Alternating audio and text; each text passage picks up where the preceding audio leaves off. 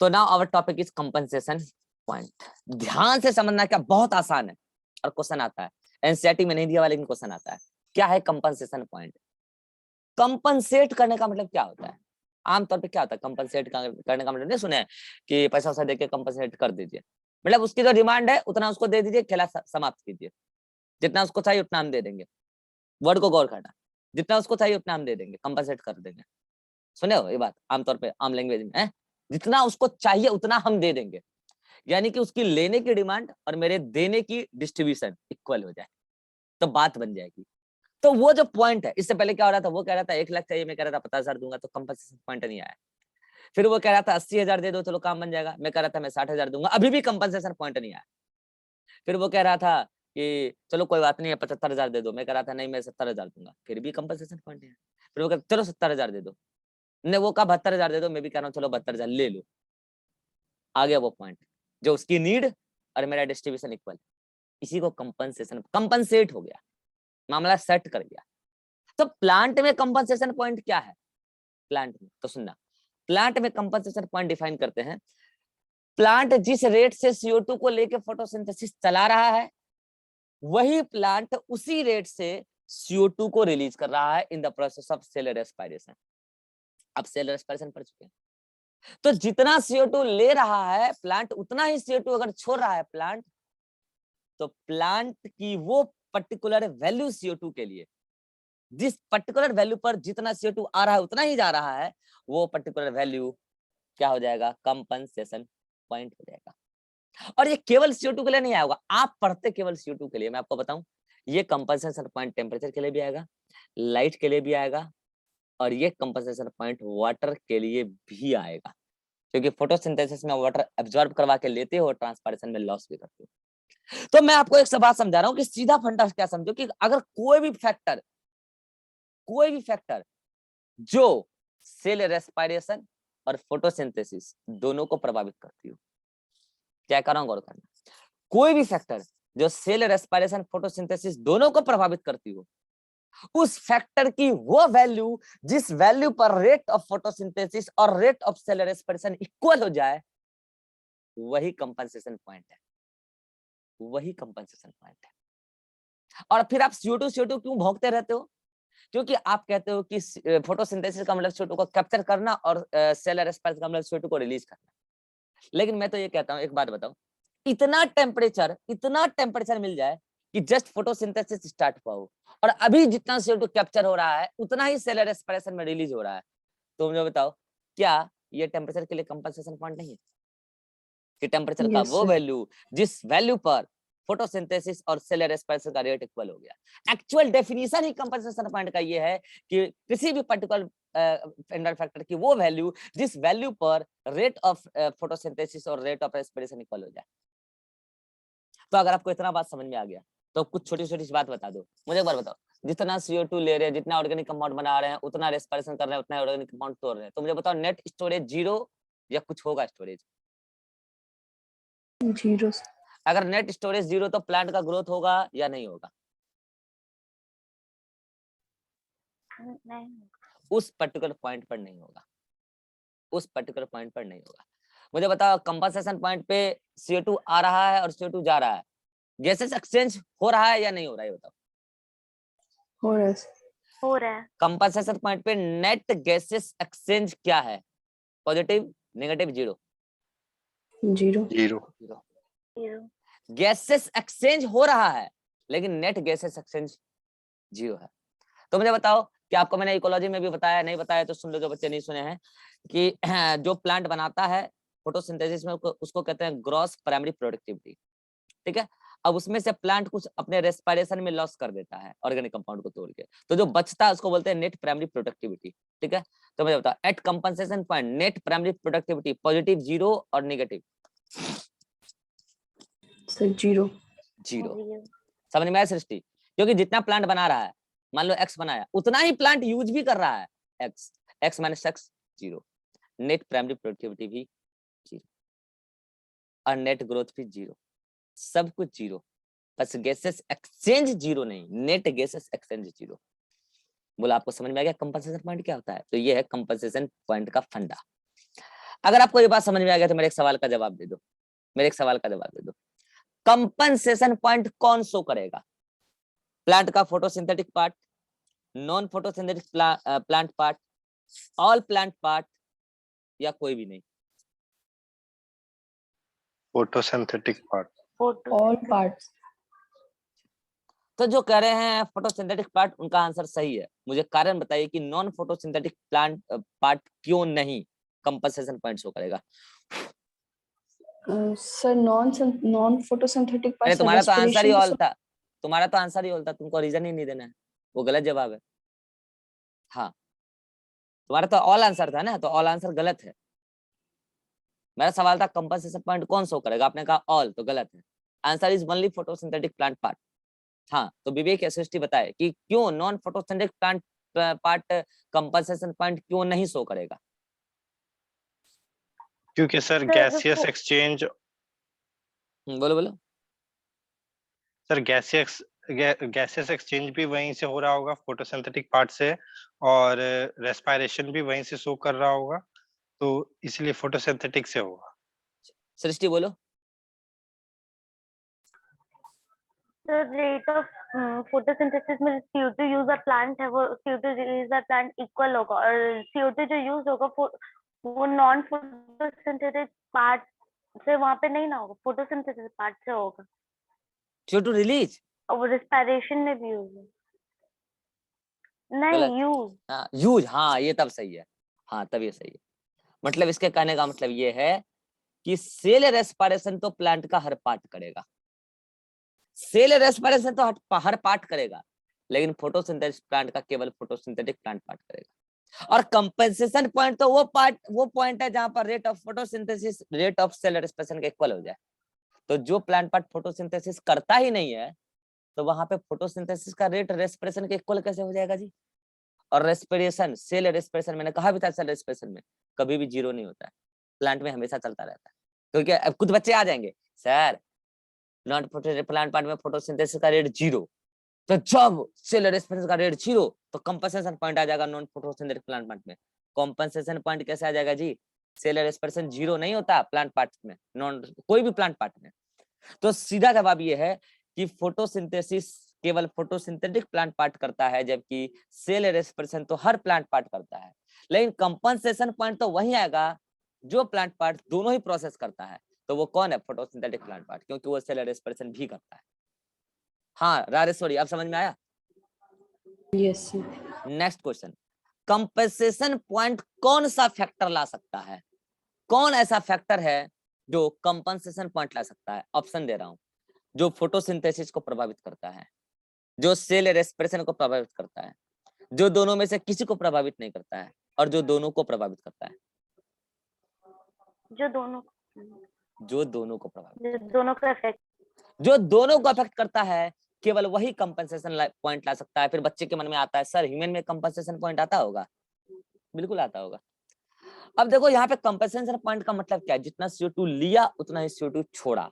अगर आप उसको इस तरीके से देखो, अगर आप उसको इस तरीके से देखो तो आप कह सकते हो कि जितना CO2 हमने लिया उतना CO2 छोड़ा।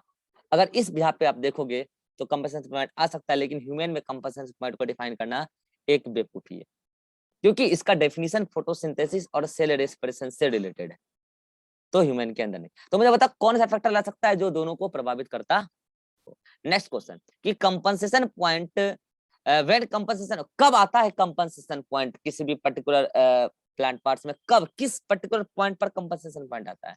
तो जवाब क्या होगा कि जिस पॉइंट पर सेल जब रेस्पिरेशन और फोटोसिंथेसिस की रेट इक्वल हो जाए। तो मुझे बताओ कि किस समय, टाइमिंग क्या है उसकी? दिन में, दोपहर में, शाम में, रात में, कब आता है? दोपहर में। दोपहर में। तो मैं आपको बता दूं, ज्यादातर कंपनसेशन पॉइंट दोपहर में नहीं आता है, सुबह में आता है या शाम में आता है।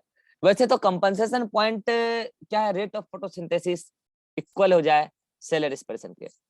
तो ये डिपेंड करता है कि कौन सा फैक्टर से कंपनसेशन पॉइंट आ रहा है। अगर वो लाइट और टेम्परेचर है तो उसके लिए तो दोपहर, सुबह और शाम होगा। क्यों? क्योंकि सुबह में जब लाइट उग रहा है तो बस फोटोसिंथेसिस स्टार्ट है, सेल रेस्पिरेशन पीरियड से चल रहा है। फोटोसिंथेसिस रात में जीरो था, सुबह स्टार्ट हुआ, एक समय ऐसा पॉइंट आया होगा कि सेल रेस्पिरेशन के बराबर। सुबह में आया होगा, अर्ली मॉर्निंग में। उसके बाद बढ़ते गया, रेट बढ़ गया, रेट ऑफ फोटोसिंथेसिस बढ़ गया, वो रेट बढ़ गया, सेल एक्सप्रेशन ज्यादा हो गया, कंपनसेशन पॉइंट खत्म। फिर शाम आया, भाई टेम्परेचर बढ़ा, बढ़ता गया, रेट बढ़ता गया, शाम आया, फिर फोटोसिंथेसिस का रेट घटता गया टेम्परेचर और लाइट के घटने की वजह से। फिर घटते घटते घटते घटते एक ऐसा समय आया कि घट के सेल एक्सप्रेशन का रेट के बराबर आया, कंपनसेशन पॉइंट आया। फिर लाइट घटता चला गया, टेम्परेचर घटता चला गया, फोटोसिंथेसिस का रेट 0 की तरफ चला गया और सेल एक्सप्रेशन तो अपनी जगह है। इसका मतलब कंपनसेशन पॉइंट टेम्परेचर लाइट के लिए तो सुबह शाम आता है। बोलो समझ में आया? Yes sir. बाकी के लिए देखना पड़ेगा, ठीक है, कि कौन सा फैक्टर है, कैसे है। हाँ मुझे बताओ, at which point compensation point occur से, मैं आपको पहले बता चुका हूँ, मिनिमम वैल्यू पे भी आ सकता है और मैक्सिमम वैल्यू पे भी आ सकता है। अभी बताया सुबह टेम्परेचर मिनिमम वैल्यू पे है, शाम को टेम्परेचर मैक्सिमम वैल्यू पर है। तो आई थिंक आपको समझ में आ चुका होगा। सब जब जब पर्टिकुलर प्रोसेस स्टार्ट और एंड होने वाला होगा तब तब कंपनसेशन पॉइंट आएगा, चाहे वो लाइट का हो, टेम्परेचर का हो, CO2 का हो, वाटर हो। जब जब प्रोसेस स्टार्ट और जब जब प्रोसेस रुके तो उस समय एक ऐसा पॉइंट आएगा कि वो उसके बराबर हो जाएगा। अगर आपको इतना समझ में आ गया तो मेरे एक जवाब, अच्छा एक सवाल का जवाब दे दो। आपको तो समझ में आ गया कि at compensation point growth is 0, positive और नेगेटिव? 0। तो मेरे एक सवाल का जवाब दे दोगे? प्लांट में ग्रोथ दिन में ज्यादा है रात में ज्यादा, और एनिमल में ग्रोथ दिन में ज्यादा है रात में ज्यादा? पहले आंसर दो, तब लॉजिक पूछेंगे, और जो आंसर देगा उसी से लॉजिक पूछेंगे।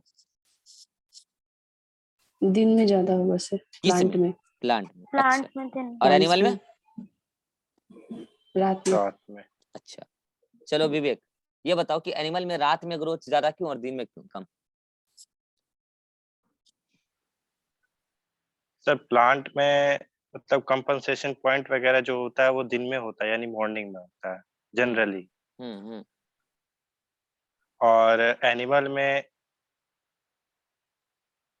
गलत जा रहे हो, एनिमल चलो टाइम प्रेफरेंस वेस्ट मुझे होगा। पता हाँ राजेश्वरी बोलो।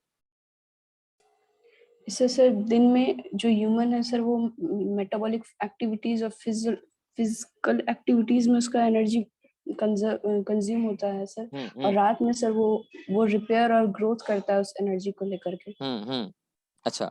और सर और प्लांट्स में सर दिन में जो वो फोटोसिंथेसिस करता है, एटीपी और NADPH बनाता है, उससे ऑर्गेनिक कंपाउंड में वो कन्वर्ट भी करता है उसी रेट से। सुबह और शाम तक वो उस चीज को इंक्रीज कर, मतलब सुबह और शाम उस चीज को इंक्रीज करके वो ग्रोथ चलो ज्यादा सही है, करता है। यही सही जवाब है। इसको मैं थोड़ा सा मॉडिफाई करके आंसर दे देता हूँ। मैंने आपको मेटाबॉलिज्म पढ़ा था बायोमोलिक्यूल्स में।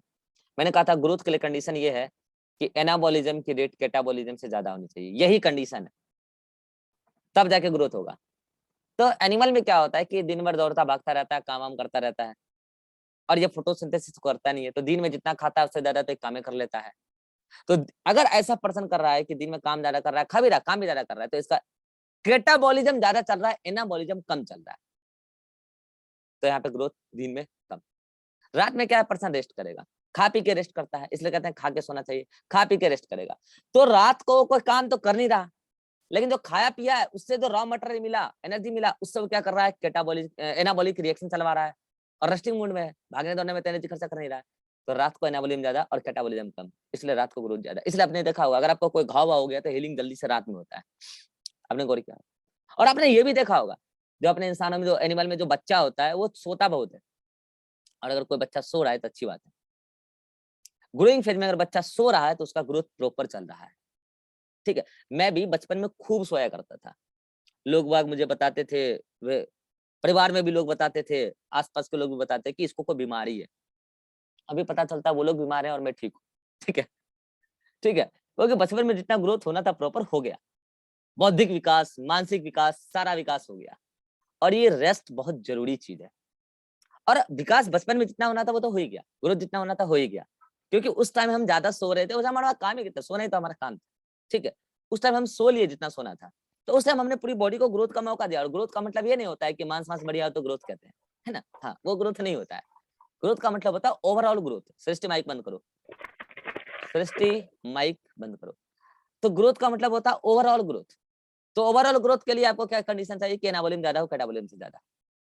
एनाबॉलिज्म ज्यादा हुआ। अब आज के डेट में क्या है, एडल्ट कंडीशन को हम आ चुके हैं, तो अभी भी मेरे अंदर थोड़ा बहुत ग्रोथ चल रहा है, तो अभी भी आप क्या करो, एनाबॉलिज्म को रात को ज्यादा मौका दो कैटाबॉलिज्म से। हाँ जब आप बुढ़ापे की तरफ चल जाओगे तो ऑलरेडी आपका ज्यादातर सेल कैटाबॉलिज्म के रिएक्शन को बढ़ा लेगा और एनाबॉलिज्म को कम कर लेगा, धीरे धीरे सेल का डेथ होगा, एक दिन आपका डेथ हो जाएगा। तो वो तो नेचुरल पार्ट है, बुढ़ापे में वो होना ही है। ऑलरेडी मेटाबॉलिज्म की मैंने आपको मेटाबॉलिज्म पढ़ाया था, मेटाबॉलिज्म की टेंडेंसी होती है कि एट एजिंग वो कैटाबॉलिज्म की रेट ऑटोमेटिकली बढ़ती है। सिर्फ में बीएफसी में भी पढ़ोगे, एजिंग प्रोसेस पढ़ोगे तब, ठीक है। तो कुल मिला के ये कि एनिमल में ग्रोथ रात को ज्यादा, लेकिन प्लांट इसका जस्ट उल्टा क्यों है? प्लांट भी तो दिन, मैंने आपको बताया भी था कि प्लांट दिन में ज्यादा मेटाबॉलिक एक्टिविटी करता है, मैंने आपको बताया भी था, याद हो। इसके बावजूद दिन में ग्रोथ ज्यादा क्यों? क्योंकि उसी मेटाबॉलिक एक्टिविटी में एक एक्टिविटी फोटोसिंथेसिस भी है, और वो उसके जरिए ऑर्गेनिक कंपाउंड बना के स्टोर करता है। ऑर्गेनिक कंपाउंड को बना के स्टोर करना ही तो क्या ग्रोथ है, उसी से उसका सेल कंस्टिट्यूएंट्स बन रहा है। इसलिए प्लांट में दिन को ग्रोथ ज्यादा और रात को कम, क्योंकि रात को फोटोसिंथेसिस होता नहीं। समझ में आया? तो ये कंपनसेशन पॉइंट से रिलेटेड था, तो मैंने बता दिया। अब मुझे बताओ कि कंपनसेशन पॉइंट प्लांट के लिए अच्छा है या खराब है, बेनिफिशियल है या हार्मफुल है? बताओ। हाँ, तो बच्चा कंपनसेशन पॉइंट प्लांट के लिए हार्मफुल थिंग्स है। अरे भैया, प्लांट का ग्रोथ रुक रहा है, मजाक समझ रहे हो क्या? ये हार्मफुल थिंग्स है प्लांट के लिए, प्लांट का ग्रोथ रुक रहा है, समझ रहे हो, ग्रोथ रुक रहा है प्लांट का, तो ये प्लांट के लिए हार्मफुल थिंग्स है। और इसीलिए प्लांट में कंपनसेशन पॉइंट जब भी आता है, कब आता है? जब प्रोसेस स्टार्ट होता है, जब प्रोसेस एंड होता है। जब भी आता है 1 सेकेंड के 100वें हिस्से से लेकर 1 सेकेंड के 1000वें हिस्से के समय के लिए आता है, मात्र इतने ही समय के लिए आता है, क्योंकि कंपनसेशन पॉइंट कोई अच्छी चीज नहीं है, ठीक है। नेक्स्ट पॉइंट, अगर आपको ये बात समझ में आ गया तो मेरे एक और सवाल का जवाब दे दो कि यदि मैं किसी प्लांट को कंटिन्यूअस 7 डेज के लिए कंपनसेशन पॉइंट पे रख दूं, कंपनसेशन पॉइंट वो किसी का टेम्परेचर हो सकता है, लाइट का हो सकता है, और CO2 हो सकता है, बट कंपनसेशन पॉइंट पे रख दूं, क्या होगा? आंसर, नो इफेक्ट, पहला ऑप्शन। प्लांट विल डाई, दूसरा ऑप्शन। ग्रोथ विल रिड्यूस, तीसरा ऑप्शन। कांट से, चौथा ऑप्शन। Plant will die. चलो आंसर सही है, प्लांट विल डाई। रीजन बताओ। अच्छा, प्लांट विल डाई तो मेरा next question, plant will die तो मेरा next question, plant will die, which plant part firstly die, photosynthetic plant part और non photosynthetic plant part? Photosynthetic plant part. Answer गलत, non photosynthetic plant part. मुझे एक बार बताना compensation point क्या है? Compensation point क्या है? जिस पॉइंट पे rate of photosynthesis rate of response के बराबर हो जाए। तो फोटोसिंथेटिक प्लांट पार्ट तो Yes, बेबी sir. रेस्पिरेशन कर रहा है, अभी भी रेस्पिरेशन कर रहा है कि नहीं कर रहा है? कर रहा है। Yes, sir.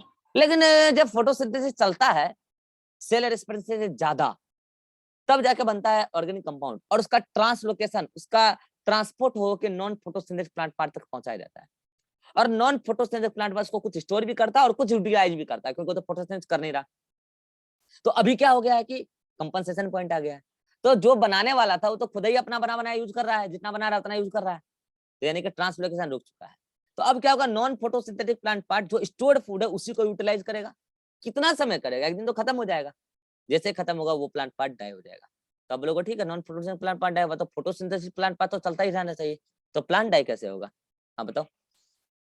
अरे नॉन फोटोसिंथेटिक प्लांट पार्ट क्यों मर गया? क्योंकि फोटोसिंथेसिस करता नहीं, स्टोर्ड फूड खत्म तो मर गया। तो फिर फोटोसिंथेटिक प्लांट पार्ट को तो जिंदा ही रहना चाहिए ना, वो क्यों मर गया फिर? सर क्योंकि फिर वो भी तो रेस्टिंग फेज में नहीं जाएगा, ये कंटिन्यूअस प्रोसेस होता है तो अरे तो ठीक तो है, जितना आ रहा है उतना जा रहा है, ऐसा कोई दिक्कत थोड़ी है, ऐसा कोई दिक्कत नहीं। स्टोरेज नहीं हो रहा है तो क्या दिक्कत है? हाँ, तो मैं आपको बता रहा हूँ, अगर स्टोरेज नहीं हो रहा है तो जो नॉन फोटोसिंथेटिक प्लांट पार्ट था उसको पहले प्रभाव हुआ, वो मर गया। वो कैसे मरा आपको समझ में आया? अगर वो मर गया तो प्लांट एक मल्टी सेलुलर ऑर्गेनिज्म है, और मल्टी सेलुलर ऑर्गेनिज्म में एक ऑर्गन दूसरे ऑर्गन से कनेक्टेड होता है, एक टिश्यू सिस्टम दूसरे टिश्यू सिस्टम से कनेक्टेड होता है। अगर कोई नॉन फोटोसिंथेटिक टिश्यू और टिश्यू सिस्टम मर गया तो उसका कनेक्शन किसी न किसी फोटोसिंथेटिक टिश्यू सिस्टम से था, तो वो वर्क रुक जाएगा, और वो वर्क रुकते ही फोटोसिंथेटिक प्लांट पार्ट भी डाई हो जाएगा। समझ में आया? Due to complexity, yes sir. This is the compensation point. I think आपको समझ में आ गया। अब आप क्या करो, यहाँ तक पढ़ लो। अगले मीटिंग में हम एक एक करके सारे फैक्टर को स्टार्ट करते हैं। पहला फैक्टर स्टार्ट करेंगे लाइट। आइए अगले मीटिंग में मिलते हैं। यहाँ तक कोई डाउट है? Srishti, no sir. Rajeshwari, no sir. Vivek, no sir. चलो मिलो अगले मीटिंग में।